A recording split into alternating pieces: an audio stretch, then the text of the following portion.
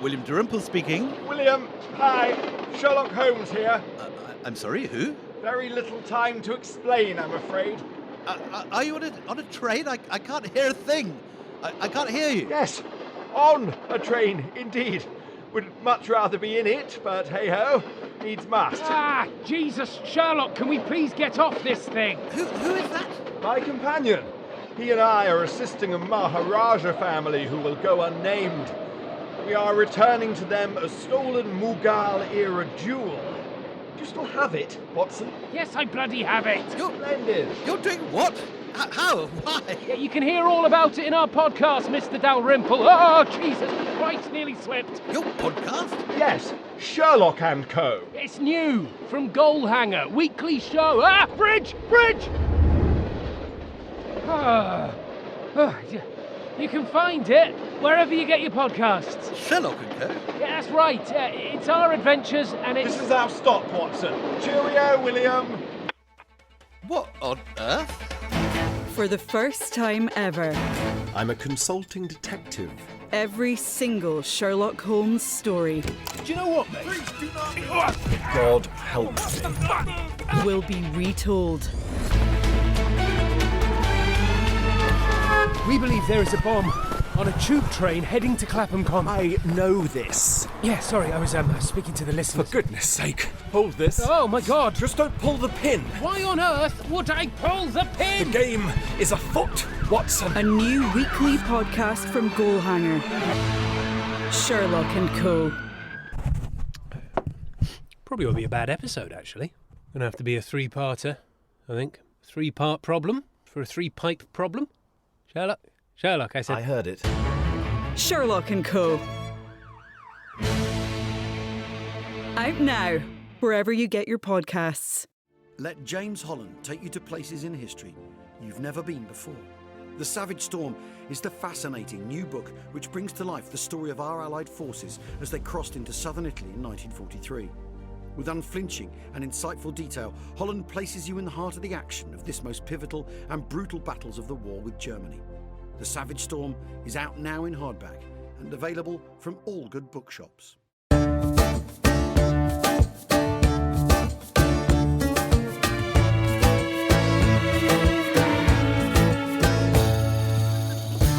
Hello and welcome to Empire with me, Anita Arnon. And me, William Dalrymple. We have done a simultaneous fan moment, haven't we? Because both you and I Most have slightly certainly have. fallen in love with both subject matter and indeed guest superstar this week, haven't we? Absolutely. I think both of us had.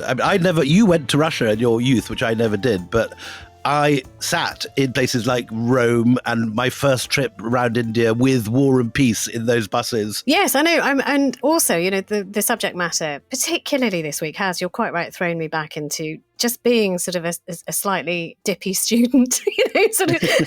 But the joy of reading about Tolstoy, because honestly, I didn't know as much and I didn't realise how much I'd be drawn into him and his life.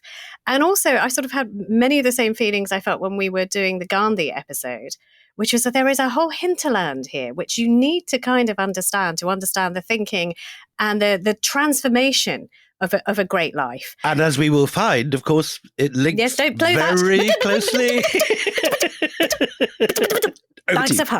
Bags of hush now. Anyway, we should introduce our superstar, who we were completely gaga over this week.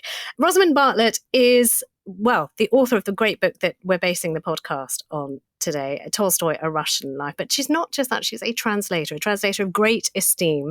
She has done the latest and, dare I say, greatest translation of Anna Karenina for Oxford World Classics edition.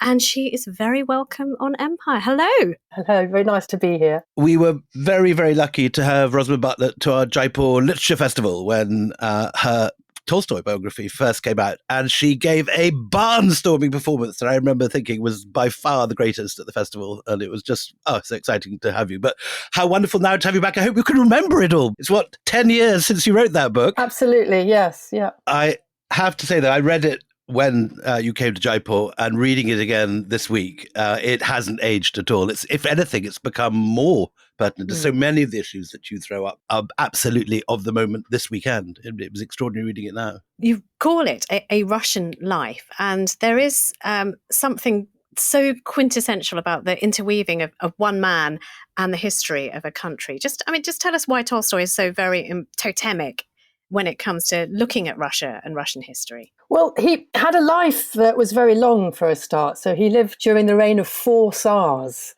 all of whom he wrote to personally. He felt himself their equal to him. And he was, by common consent, Russia's greatest prose writer. So the 2 greatest novels that he wrote, War and Peace and Anna Karenina, are, by common sense these days, 2 of the greatest novels in world literature. We should say at this point, if there is any person listening to this podcast out there that has not yet read War and Peace or Anna Karenina, they are known as the world's 2 greatest novels for very, very, very good reasons. And you need to go, as well as buying Rosamund's wonderful biography, you need to buy both those novels and read them now. They're the greatest reading experiences, certainly of my life, and many other people I know share that feeling. All right, Professor. Then will there be a detention? Sounded particularly finger-waggy, if I may say. Sorry, Rosamund, you were saying. So on that basis alone... I'll take Professor. I'll take it. He's one of the greatest Russians. But he was much more than that, because he actually spent longer than he was a professional novelist being a thorn in the Russian imperial government's side. And he ended up at the end of his life being really the nation's moral leader, and his influence carried on after 1917 and probably would still be very relevant today if Stalinism hadn't happened. So he's just a hugely important figure. He's an alternative version in many ways of what Russia could easily have been. The revolution was not inevitable in the form it took, certainly, was it? No, he was someone who was regarded as an influential thinker, on a par with Marx. That seems hard to imagine now, but that was the case in 1917. Lenin very famously wrote an article on the 80th anniversary of Tolstoy's great life, when he was 80 years old, Lev Tolstoy as a mirror of the Russian Revolution. And he had a lot of time for Tolstoy, because he was doing a lot of good work trying to, undermine the government and pull it down. But he didn't agree with the non-violent approach that Tolstoy championed, and Tolstoy was a vegetarian. So the thing with the situation in the 1920s, of course, is that Lenin had decreed that every word by Tolstoy should be published. And so Stalin was obliged to start publishing the 90-volume collected works. And, maybe this is not the time to go into it, but the whole history of that edition is very interesting. And his religious writings were only printed in a very small print run once, to cut a long story Well, short. we're going to start digging into the life and times of the man himself, but William will burst out of his seat if we don't like the thing that I made him go. But you said sort of vegetarianism and non-violence. That sounds like another fellow we know quite well on this podcast. And there is a direct connection between Tolstoy and Gandhi, isn't there? Absolutely. Tolstoy's magnum opus in terms of his spiritual writings was a work called The Kingdom of God is Within You. And by the time that he wrote it, he had an incredibly sophisticated operation disseminating his writings abroad, because he was censored. He was a samizdat author. He was like a sort of Soviet dissident. And they were all published abroad and then smuggled back into Russia. But so sophisticated was this operation that there were several translations that reached far corners of the world, including South Africa, where there was a young lawyer called Mohandas Gandhi who read it and was absolutely struck dumb by it. And it changed his life and his whole approach to solving the problems in India. I opened my book, The Anarchy, with Tolstoy's letter to Gandhi, when he talks about the East India Company, a company that enslaved 5 million people, or was it 50 million people, whatever the figure was. Yes, very important. Yeah, very important. And here's another tidbit, because we like tidbits, and then we really are going to get dug in. But Gandhi was so taken by Tolstoy and Tolstoy's writing that the farm, this ashram that he creates in South Africa, they call it Tolstoy Farm. So, I mean, it's just embedded there. And one other thing before we dive into his life and stuff. We promised we will. It's the longest preamble in history. Go on. One last thing is the fact that Tolstoy is probably the greatest writer on the Russian Empire and on Russian imperialism, on the expansion of Russia southward. I don't think that he was necessarily writing about it, but he was. I mean, his intentions were sort of often other, but he certainly wrote very, very much in detail about his time in the army. And Haji Murat at the end, which is one of my favourite novellas of all time. Yeah. Well, let's not bust that balloon because we're going to come to it. Can we start with the origin story, as we always like to do on this podcast? Where was he born? How was he made? What is Tolstoy at the beginning? So Lev Nikolaevich Tolstoy was born in 1828 in the reign of Nicholas I, 3 years after the Decembrist uprising, which would later play a role in his own life and career. And he was born deep in the Russian countryside, south of Moscow, near the city of Tula, which was a famous place for making arms. As it happens, there was incredible ironworks there where they produced guns. And he was born into the Russian gentry. So he was already born Count Tolstoy, and the Russian for count is Graf, and this is a title that was imported by Peter the Great in the 18th century when he was modernizing Russia, and he imported these European titles. So Graf is a German word. German title, exactly. That's exactly that, Graf. Same in Russian, and Baron. So he wasn't the sort of highest echelon of the Russian aristocracy. He wasn't a prince or a grand duke or anything like that, but he was still very much of the high ranks of the nobility. And he came from a distinguished lineage. We've come across one of his ancestors in our episode on Peter the Great. Yes. You've just preempted me. Yes, so that's Pyotr Andreevich, who was very high ranking with Peter the Great, yes, and served in Europe and was one of the first people in Russia to shave his beard and wear Western dress, and then was dispatched to get back the errant heir to the throne. Who was then horribly tortured and murdered. Absolutely, and then he was someone who had a lot of ambition, and he was sort of jockeying for power and was angling for Peter's daughter to become empress after Peter's death, and was then arrested by Menshikov and exiled to Solovki, the Solovetsky Islands, which later had a notorious concentration camp. So let's talk about our Tolstoy. Would we have liked him? Was he a good bloke as a young man? He would have been immensely attractive, but very difficult.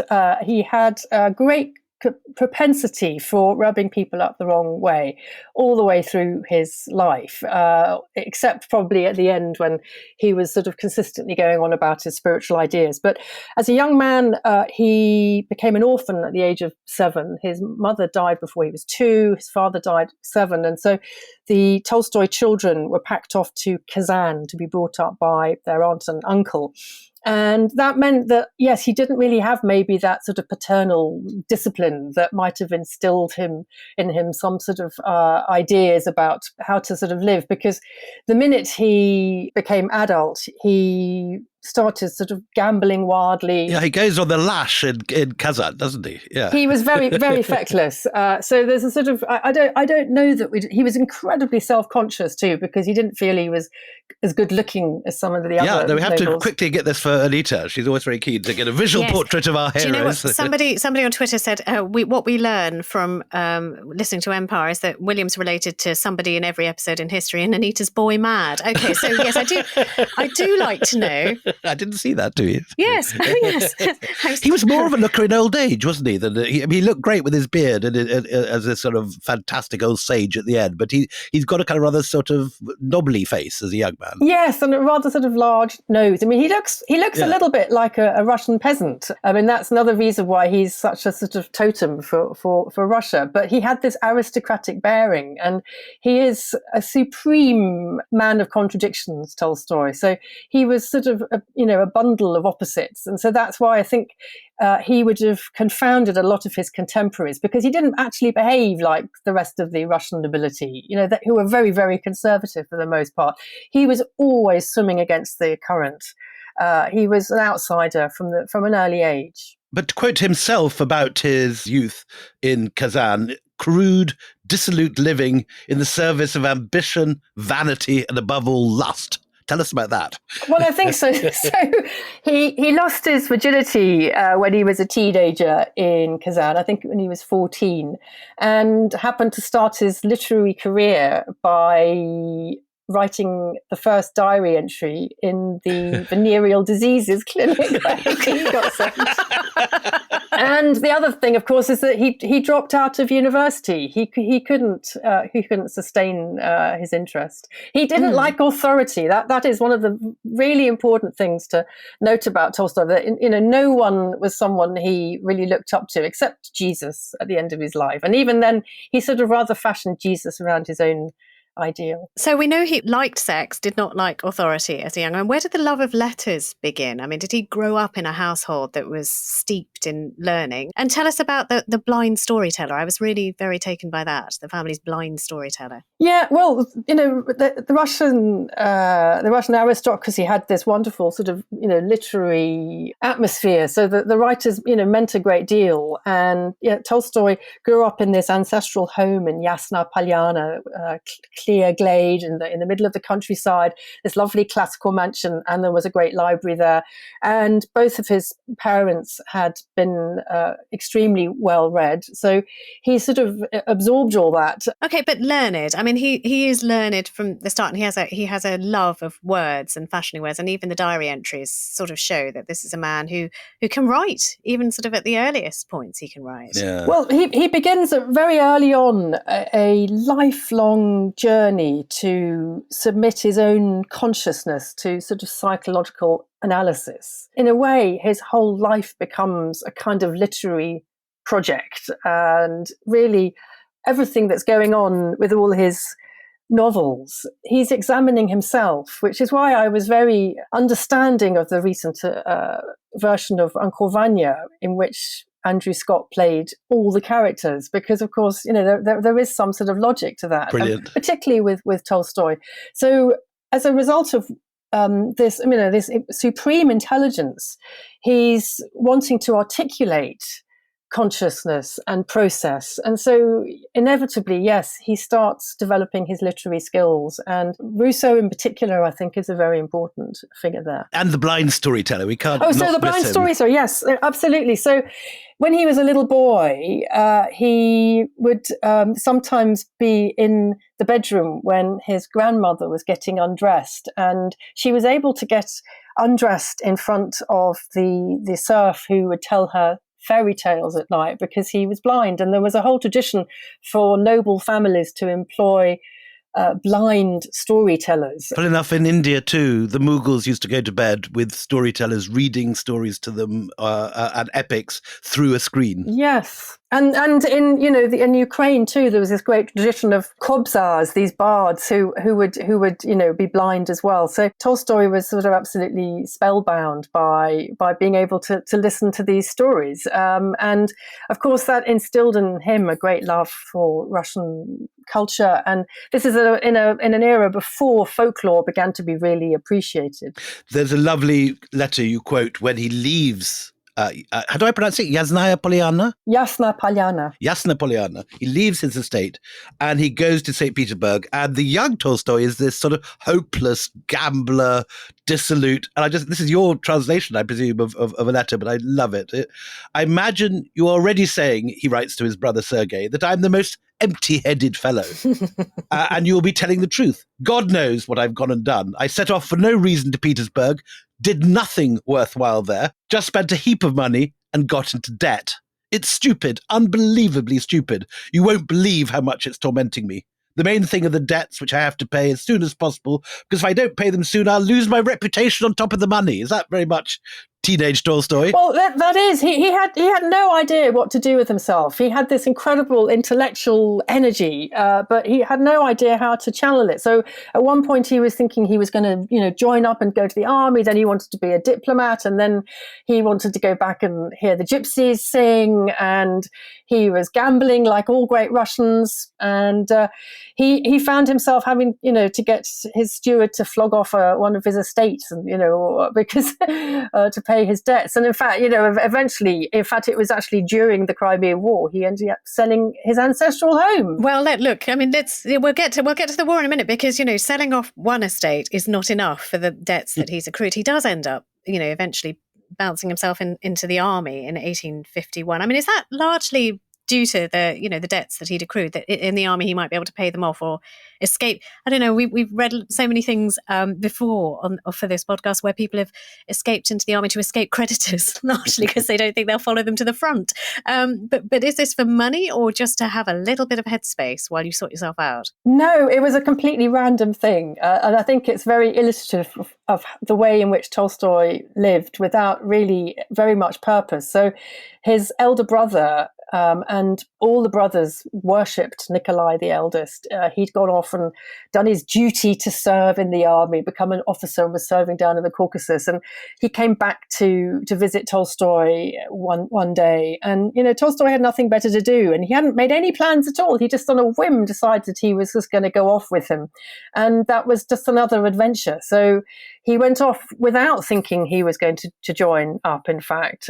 He just went to enjoy himself, which he did. And that's where, of course, he started writing fiction, but also decided that he would serve as well. And, there was no obligation for the nobility to serve, but there was this feeling of honor. And he wanted glory at that point. He did have a lot of vanity. 1854, he ends up in the Caucasus. Tell us about him arriving in Chechnya. So he's in an incredibly beautiful part of the world. So for the Russian soldiers and officers who left Moscow and Petersburg, which is largely flat, suddenly they were in this sort of wild west of Russia. And, Russia had been fighting this colonial war ever since Catherine the Great had annexed Georgia, and there were all these tribes in the mountains who were doing their best to stop that happening. And Tolstoy arrived in the Caucasus at a rather sort of late point, because of course the Russian army had been confronted when they first arrived in the Caucasus. They sort of couldn't really execute traditional battle plans because they weren't fighting on the flat and they were fighting guerrillas. And so Count Mikhail Vorontsov, who was the leader then devised this policy of just razing the forests to expose these fighters. We're going to take a break soon, but just before we do, tell us about the real Haji Murat, who is the inspiration for one of his last, but arguably his greatest novella. Well, he was one of the Chechen rebel leaders who falls out with another leader, Imam Shamil, and sort of goes over to the other side, as it were. He goes over to the Russians, and Shamil has captured Haji Murat's family, and so he's sort of wanting to get revenge. And in the end, he meets a rather dastardly end, because the Russians, they just betray him, don't they? And he's murdered. It's a great piece of writing. It's an incredible piece of writing, which many people regard as Tolstoy's greatest short story, some of his greatest writing in general. Some people would say it was the greatest short story ever written. I would go with that. Yep. And what is important is that Tolstoy started it. The whole idea came from his earliest experiences with the army down in the Caucasus, but he was still tinkering with this story long after he'd abjured the writing of fiction. And he only ever wrote fiction in the 1880s and 90s and onwards to preach a moral idea. And here he was writing, a piece of great literature.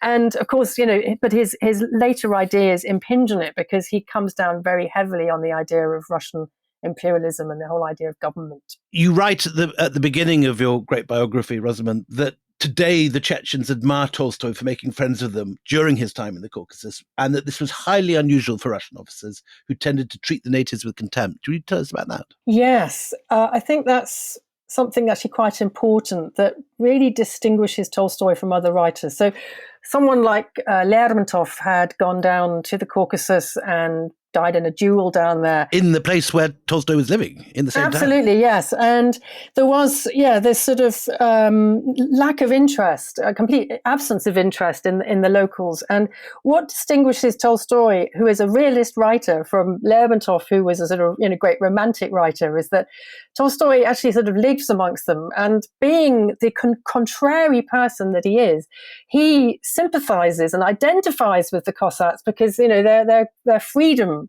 lovers and they're very independent, and the women have a role as well. And so he writes with such sympathy that, of course, the Chechens today revere him for his great service to them. Well, it's a good point to take a break. Join us after the break, where we find out more about the developing psyche and career of Tolstoy.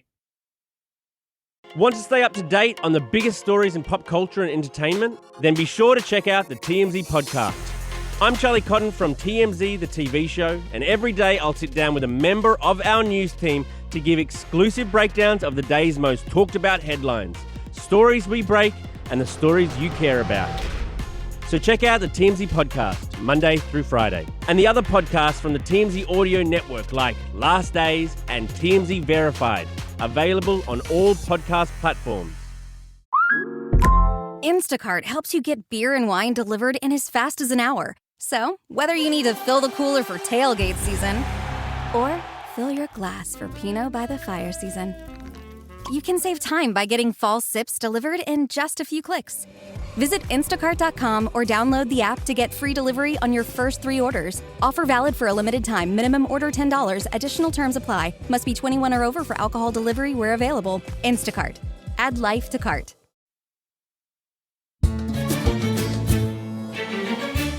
Welcome back. So just before the break, we were talking about Haji Murat, in which Tolstoy is showing himself to be something of a unique thinker, doing something that people don't do at that time, which is sympathizing with the enemy, opening his eyes to the fact that things are not binary, black and white, and the imperial Russia is not always right. Impossible, for example, to imagine a British author in East India Company India at the same time, projecting himself into Tipu Sultan's mind or something. That's a very interesting point. Yeah. 1853 then. So Tolstoy's getting bored now with regimental life, it seems. And he's getting sort of slightly sick of himself. What happens? What happens at this point?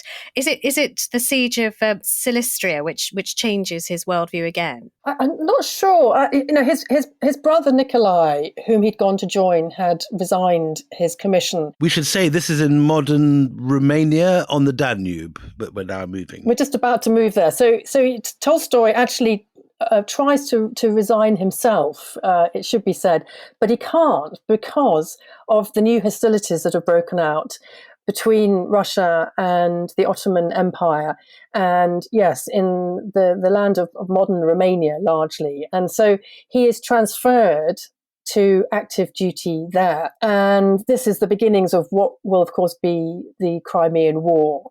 And in fact, by the time he eventually arrives down in what is current day Romania, in Silistria, the theatre of war has moved to the Crimea, and so he gets transferred again. Before we go, can I just read? There's a wonderful passage in his diary. No, it's a letter to his aunt, and he writes, beautiful description, the Danube, its islands and its banks, some occupied by us, others by the Turks, so that you could see the town, the fortress, and the little forts of Silistria, as though through the palm of your hand. You could hear the cannon fire and rifle shots, which continued night and day, and with a field glass you could make out the Turkish soldiers. It's true, it's a funny sort of pleasure to see people killing each other, and yet every morning and evening I would get up on my cart and spend hours of the time watching, and I wasn't the only one. That's a very Tolstoy sort of contradiction, isn't it? Yeah, so, he even at the end of his life, he was totally fascinated by the whole idea of warfare and battle. It never ceased to interest him as a process. But he was longing to have some sort of active duty. So that's what happens when he finally arrives in Sebastopol. He also examines his own bravery or cowardice. He says, "It wasn't at all frightening, as might suppose, watching it, although it was close by. The period that precedes an engagement is the most unpleasant. It's the only period when you have the time to be afraid, and fear is one of the most unpleasant feelings. Towards morning, the nearer the moment came, the more this feeling diminished, and towards 3 o'clock, we were all waiting to see the shower of rockets let off as the signal for attack. And I was in such good humour that I'd been very upset if someone had come along to tell me the assault wouldn't take place. Mm. You were taking us to Sevastopol, which we've spoken about in 2 podcasts with Orlando Viges. He is newly promoted when he arrives at Sevastopol. So tell us what he's doing there. What is he expecting to see, and what does he end up seeing? Well, yes, he's sort of in pursuit of this sort of military honours, and he's still thinking he might get the St. George Cross, which has eluded him before. But now, yes, he's serving in the artillery, and he arrives in Sebastopol in November of 1854, and it's been under siege since September.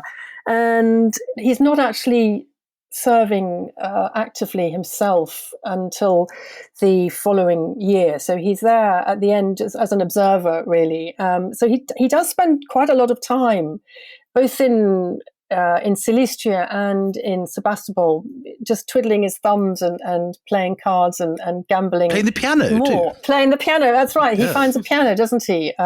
And it's really only in the early months of 1855 that he gets transferred to active duty. But he's already been wanting to put into words some of the things he's been seeing. And he's really mostly shocked, really, by what he perceives as a completely different situation amongst the Allied forces. So he goes to talk to some of the prisoners of war in Sebastopol, and he sees that they feel they've got an incredible sense of dignity and pride in what their countries are doing, which really, really contrasts very sharply with the morale in the Russian army. Well, I mean, he sort of writes about, he's there in time to see what is carnage in the hand-to-hand combat at the Battle of Inkerman. And this is what he writes in his diary. It's worth hearing. It was a treacherous, revolting business, he wrote about this defeat on the 14th of November. The enemy put forward 6,000 riflemen, only 6,000 against 30,000, and we retreated, having lost about 6,000 brave men.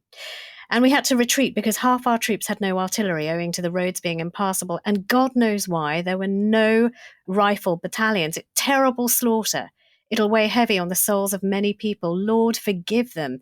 The news of this action has produced a sensation. I've seen old men who wept aloud and young men who swore to kill Dannenberg.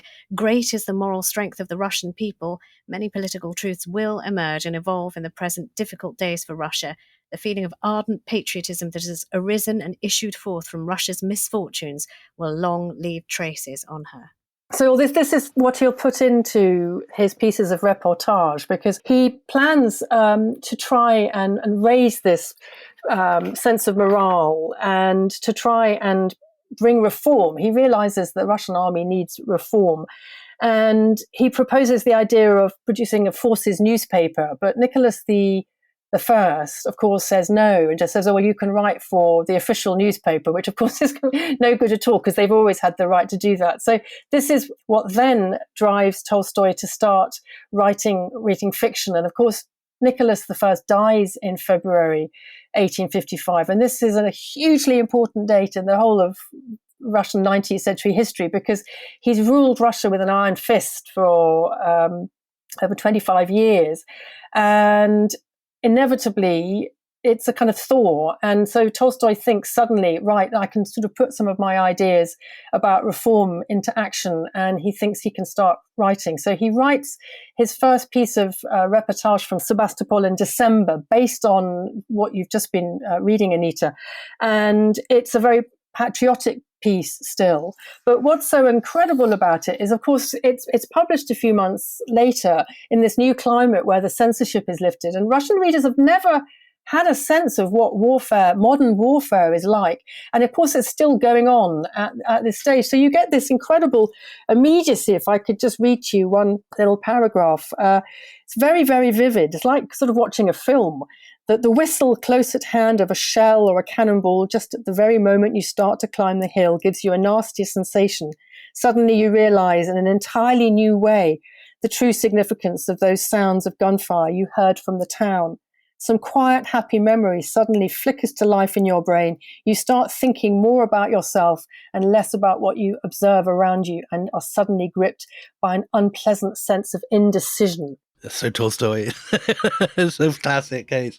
But he's actually in great danger, isn't he? He's actually in one of the bastions which is being most shelled by the Allies. And just to give the figures here, he's in Sebastopol, one of 35,000 Russian defenders.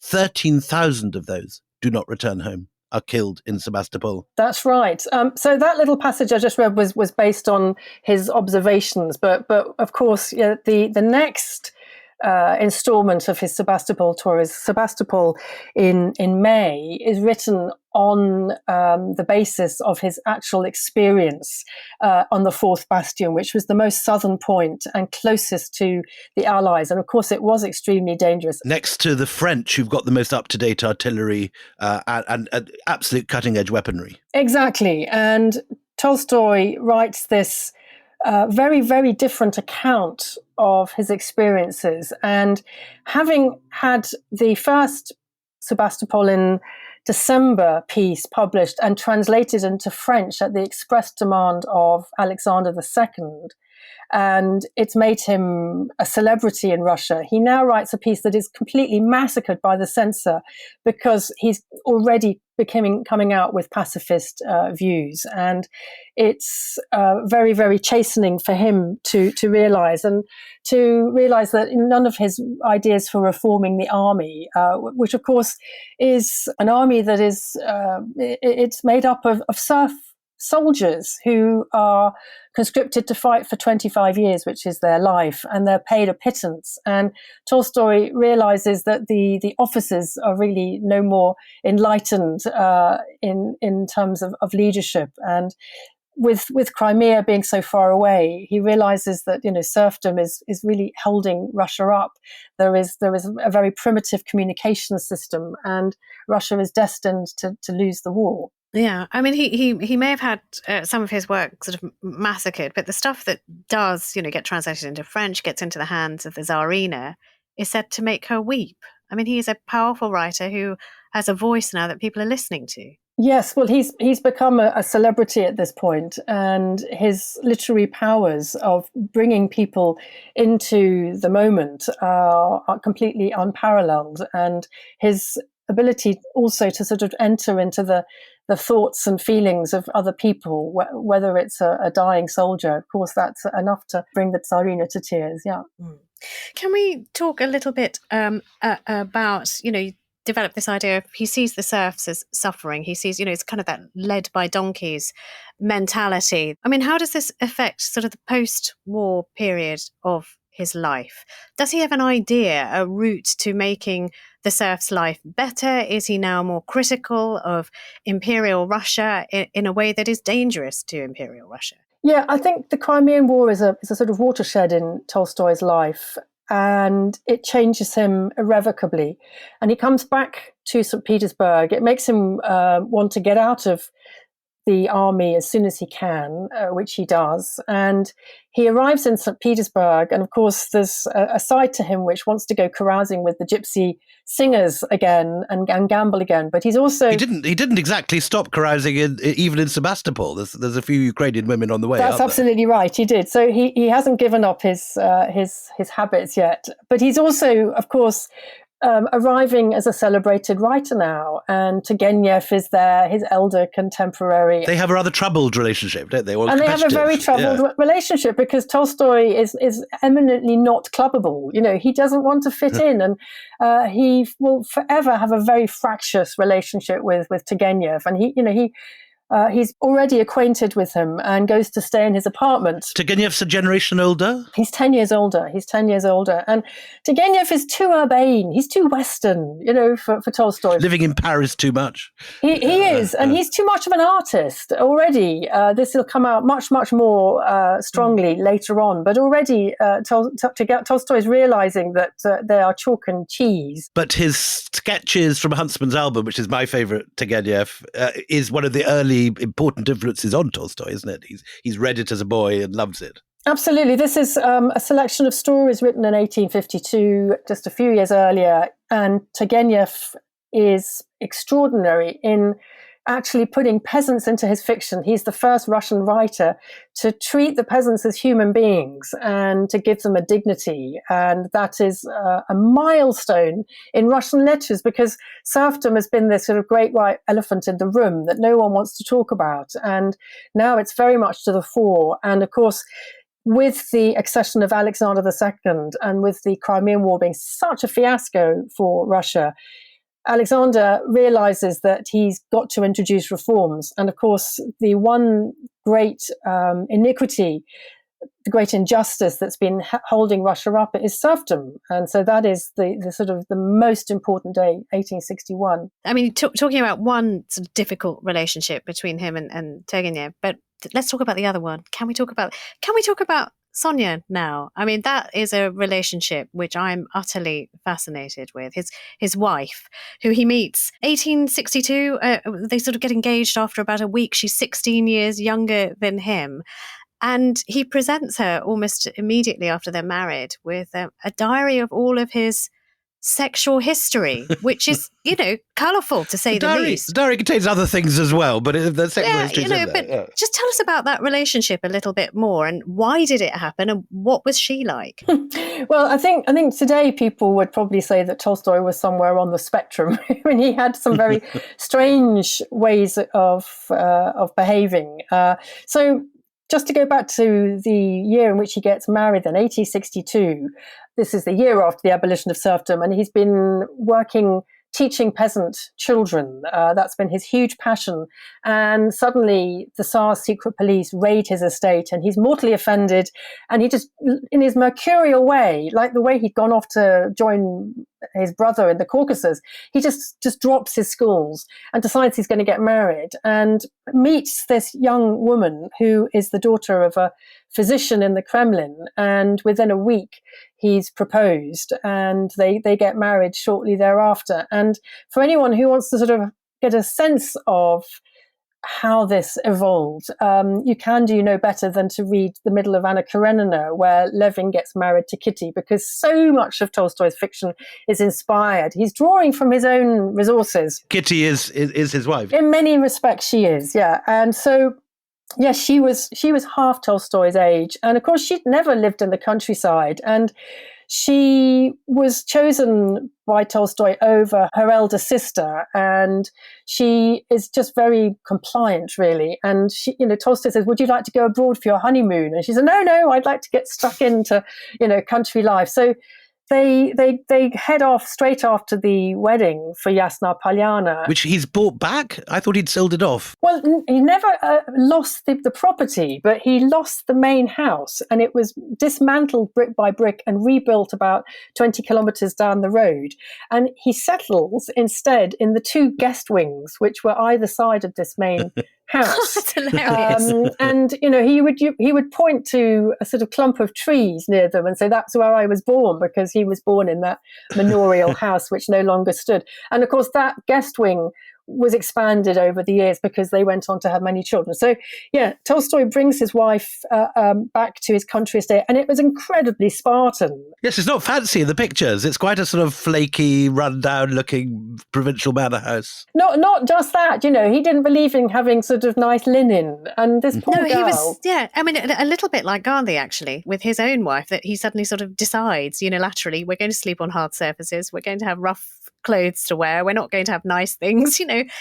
Does she have much choice in the matter? And do we know what she thinks about all of this? Well, not much at that stage. And, there is this incredibly strong ascetic streak in Tolstoy. He'd started his Franklin diary, saying, I'm going to learn 5 languages, I'm going to learn the piano, I'm going to, not eat this, I'm not going to drink. And of course, he was unable to keep up any of his good intentions. But nevertheless, he had this eccentric way of living. He didn't really need very much in the way of fine accoutrements. I mean, he liked books, but Sonya really did soften life there. And of course, she started having children and it became a proper family home. Lots of children. I mean, how many children in the end? Well, there were 13. There were many more pregnancies than that, actually. There were a couple of stillbirths, a lot of tragedy. And so she took over the household and she introduced many, many nice, comfortable aspects to living there. Scatter cushions, that kind of thing. That kind of thing. Yes, soft furnishings, yes. And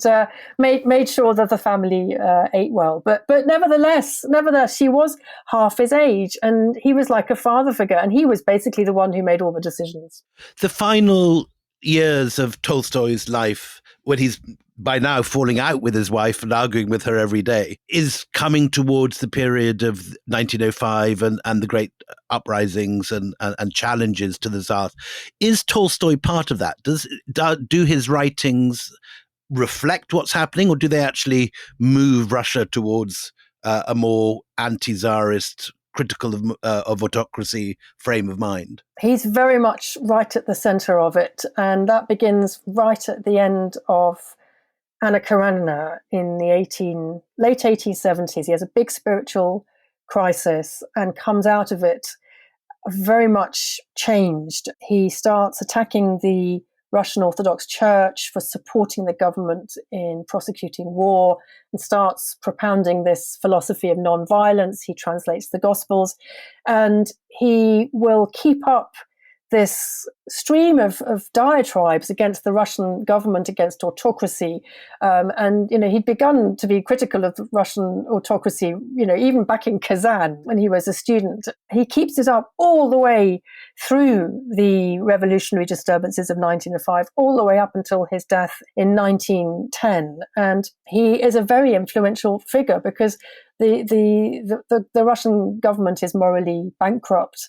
And he is the one speaking the truth. And the more that they try and shut him down, the more the Russians want to believe him. And he's being widely read. I mean, today we all look at him as arguably the greatest novelist that ever existed. Is he recognized as that during his own lifetime? Well, he's more famous as a kind of philosopher and thinker than he is as a novelist at that point. And it's striking that the first English translations of his novels appear in the middle of the 1880s. That's in England, at the same time as the first translations of his fiction.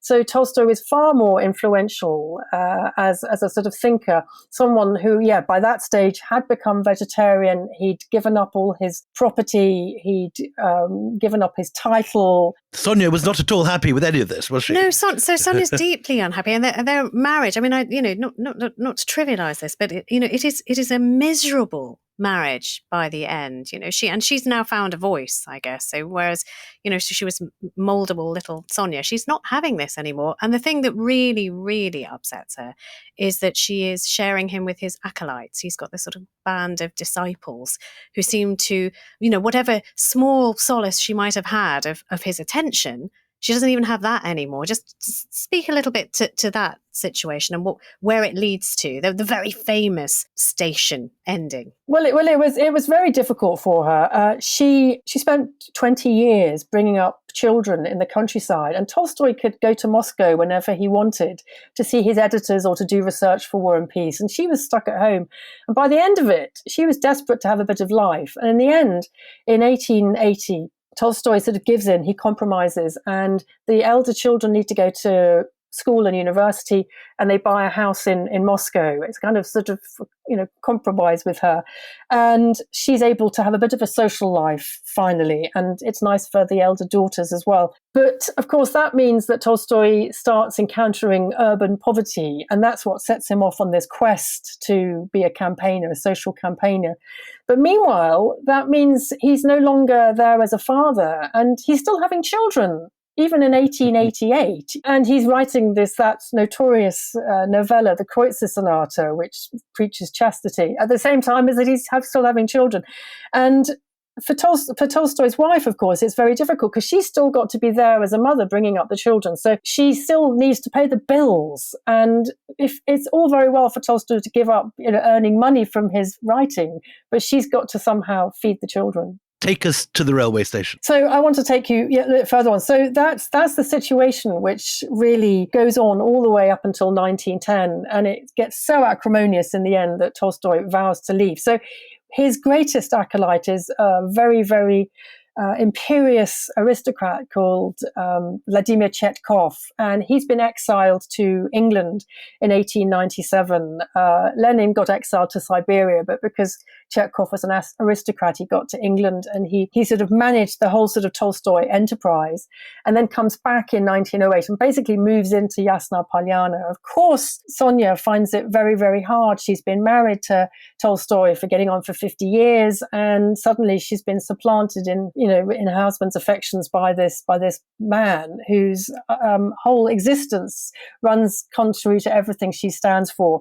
And so he finally manages to run away at night and gets on a train, hoping to, he says, to live in great solitude. But he's such a contradictory figure. But of course, he falls ill. He goes to see his sister, who's become a nun by this stage. She's the last member of the family he sees. And at the little station of Ostapova, he falls ill, and he is cared for by his followers in the ticket office, in the station master's cottage. Yes, yeah, that's where he dies, with Sonya outside trying to look through the ticket window. Yeah, she's there as well. She's trying to sort of get in. She's trying to get at him. But also a lot of press is there as well, which is sort of makes the whole, isn't that right? And it makes the whole thing just, an awkward, ignominious, as far from peaceful passing as you could hope to have. Because he's a worldwide celebrity at this stage. He's been so successful at disseminating his writings around the world, and film has arrived. So there are film crews there. Yeah, crazy. Yes, and the Russian government is trying desperately to sort of hush everything up because he's such an inflammatory figure. He's so powerful. He's been excommunicated by this stage, and that's only really enhanced his moral authority in the Russian population. So he dies there, and they do their best to stop anyone going to his funeral. So he's buried in Yasna Polyana in his ancestral home, and it's the first civil burial, of course, because he's been excommunicated. And it doesn't stop his great power amongst the Russian populace. And during World War I, there are thousands and thousands of Russian soldiers who just basically abandon the front because they are inspired by Tolstoy's ideas. And if it hadn't been for the Bolshevik coup, I'm sure probably he would have been more influential in the following years. Where does he stand in Russia today? Well, that's a really good question, because when I published my biography in 2010, I went to Ostapova. I was really curious to see how this anniversary, the 100 years since his death, were being treated in the media. And it was a big event around the world. There was that feature film that came out. There were all kinds of new books and programs and articles in the press. But in Russia, there was absolute silence. And for the very good reason, because Tolstoy is still a threat.